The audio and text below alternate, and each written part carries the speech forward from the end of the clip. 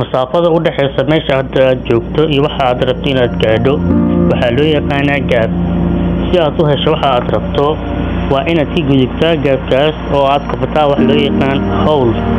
Hawshaas macnaheedu waa maxaad samaynaysaa si aad u gaadho ama aad u xirto gaabkaas.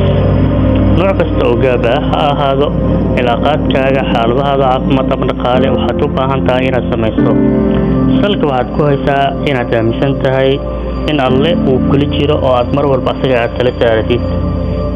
fadlan hadda u dhaqaaq si aad u daboosho farqiga u dhaxeeyo ama si aad u yareyso gaabkaas oo aad u gaartid u jirtid gaabkaas.